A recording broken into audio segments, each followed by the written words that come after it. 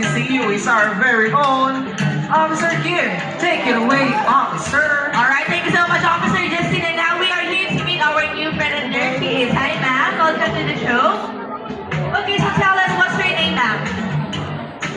Faye. So, Ma'am Faye, let's begin with the friendly pat on early stack. All you have to do, Ma'am Faye, is to give him a good rub down just like this.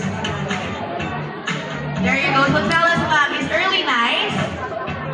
Mabait mo ba sa early? Yes. Well, since you are Early's new best friend, he would love to give you a very special treat, and that is a big, wet, juicy, fishy key.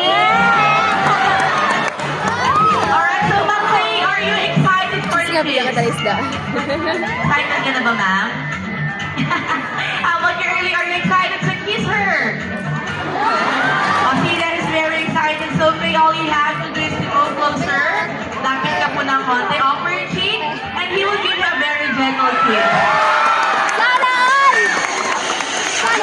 Wow, that was a juicy one. Great job, Early. Alright, so now, nagustuhan niyo po ba? Nagustuhan niyo po yung kiss ni Early? Nagustuhan niyo po or hindi?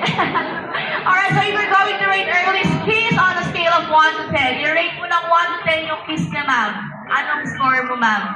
Wow, perfect score. Great job, Early boy. So, Ma'am Faye, are you saying that Early's kiss is even better than your special someone's kiss? Nandito po ba yung special someone niyo, ma'am? Wala. Nandito po ba yung special someone niyo sa stage or wala po dito? Ay. Nandito po? Wala. But you know what?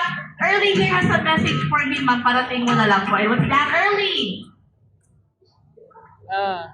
Hey, what does it mean? Oh, Bella, now he's better than your special someone.